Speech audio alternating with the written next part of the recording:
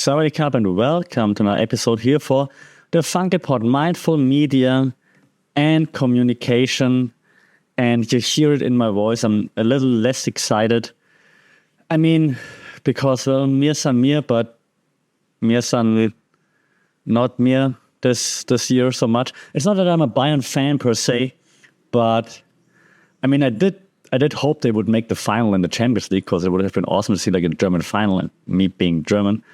And those last 2 minutes against Real Madrid, like a few days ago, whew. Nevertheless, that they struggle in the Bundesliga is amazing because usually I'm not a Bayern fan at all. But on international stage, of course, you hope the Germans do well. And I just find it incredibly interesting to just see.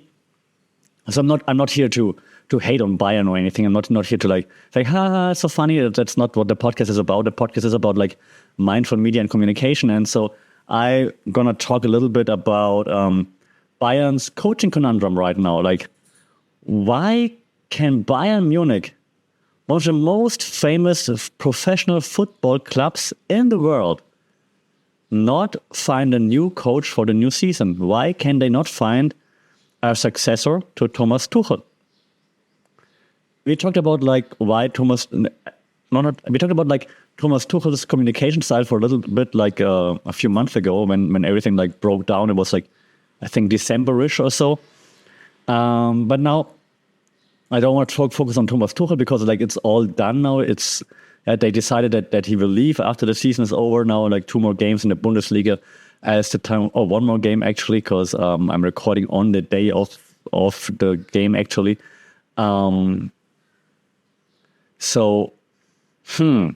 Why is Bayern struggling so much? Is the question. It's a huge club, right? Lots of money, lots of superstars. Why does no one want to take this hot seat?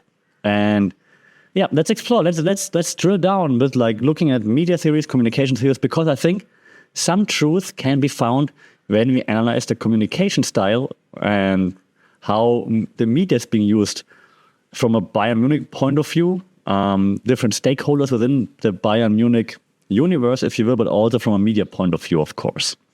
So first thing we have to address is that Thomas Tuchel is leaving at the end of the season, right? It was a very brief and a very turbulent tenure here. Like, and I'm saying this as if I'm in Munich. I'm not even in Germany, but it was a very brief and turbulent like stint in Germany with Bayern for Thomas Tuchel, right? So he had a contract until 2025, I believe, but he's still leaving now, right? Okay. The reason is because they had like lots of poor performances and so on. You can argue all that because actually the points they have in the Bundesliga right now would have been enough to be a champion over the last, I don't know, a decade or whatnot. Like it's just that Leverkusen this season just plays out of their mind. They haven't lost anything, as you're probably aware of. So, okay, but nevertheless, they said, okay, we don't want him anymore. And he's like, okay, all this pressure and all the shit talking from the outside, I don't need this. Let's just part ways. Okay, cool. Now, Bayern faces this challenge of finding a new coach. And the question now is, of course, why can they not find one? And of course, there are lots of high-profile candidates out there, right? Like, I mean, they looked at Zidane, I believe, for example. They asked Julian Nagelsmann, who's the current international coach for the Germany team and who was the Bayern coach before Thomas Tuchel came. And now they're like, oh, we want you back. You weren't as bad. But he said, no, not coming back just yet. I stay with the national team. Good on him, by the way. I don't know.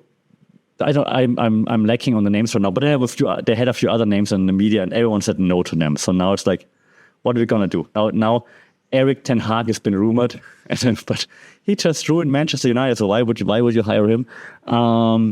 And now if you look at it from like, why is this happening? Like, why is everybody saying no to Bayern? I think that's where we can now, you look at like the media and a few media theories to see why is it happening.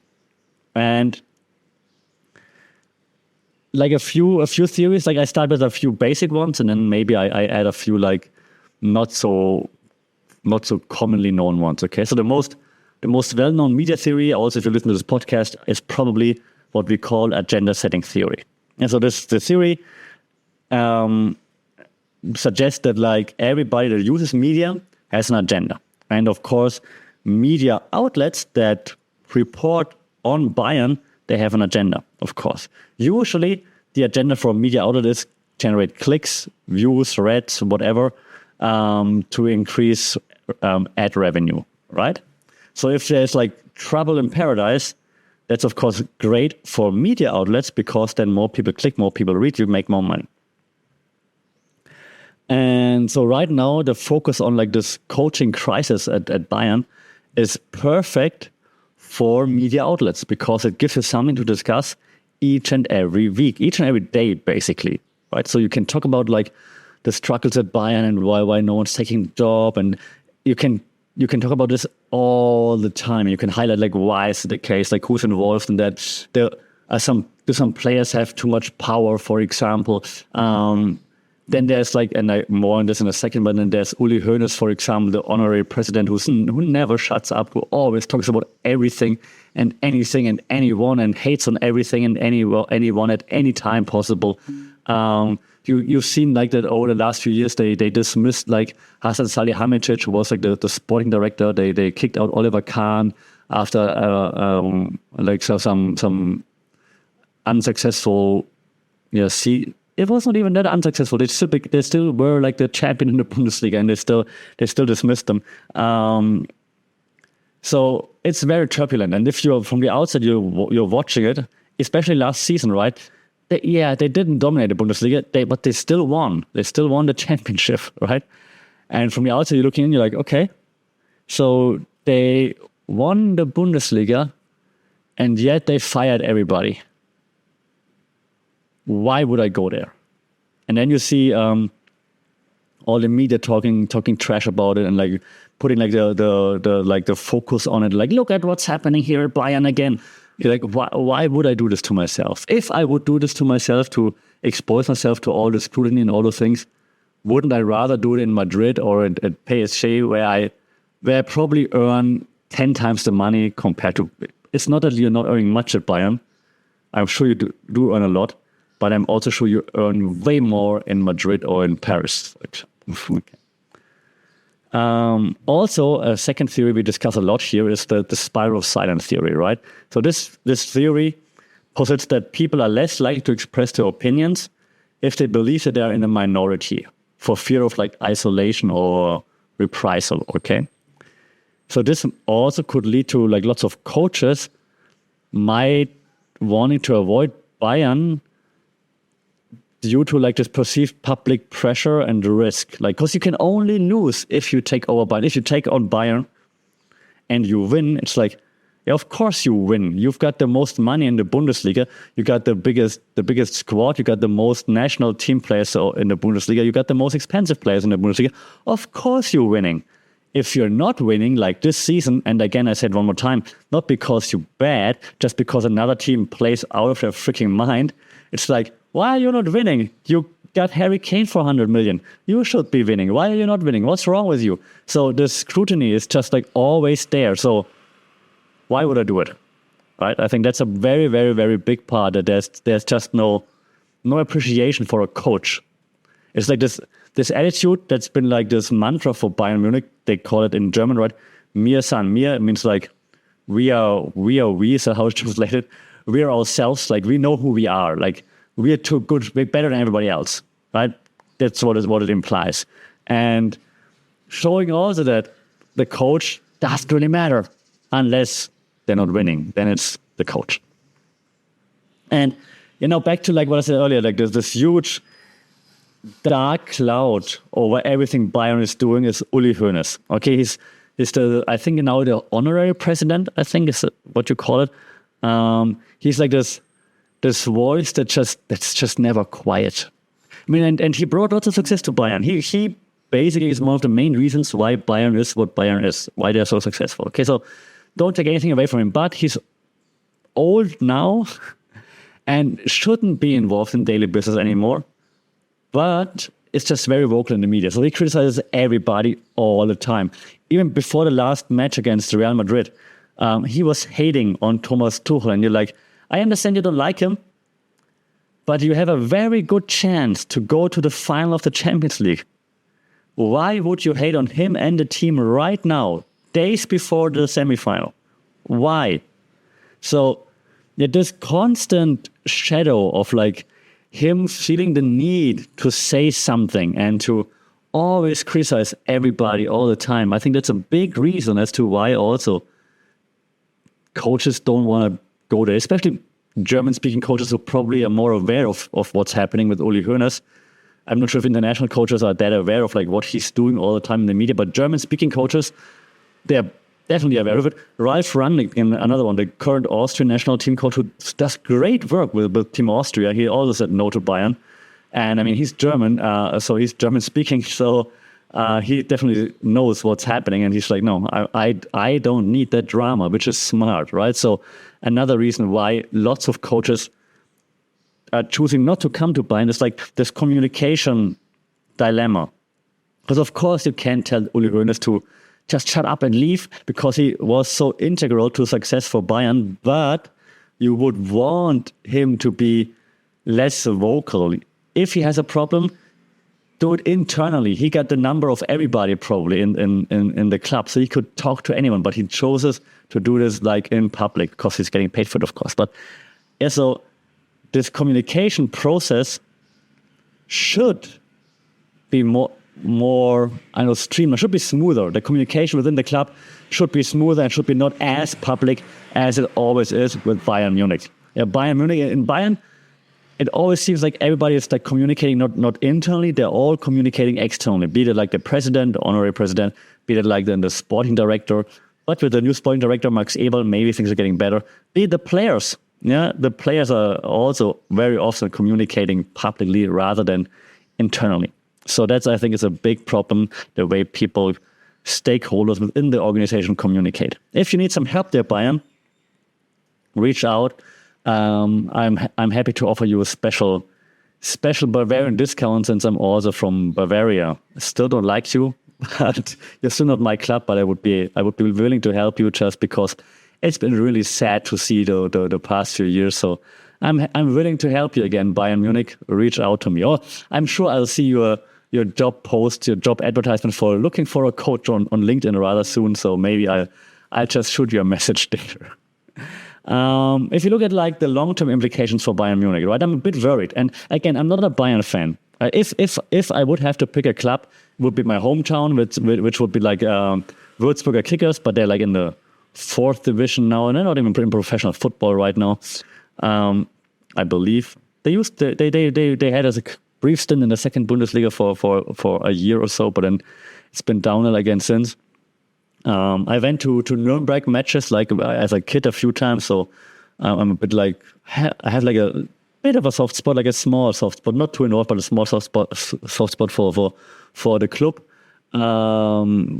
But other than that, I'm not a big Bayern fan. But I cannot look at it. Also from a professional point of view, I have to look at it and be like, what is happening there? And if you look at like long-term implications for Bayern, right? With this coaching instability at the center, but also all the communication problems there. So I think that just also affects the strategic planning.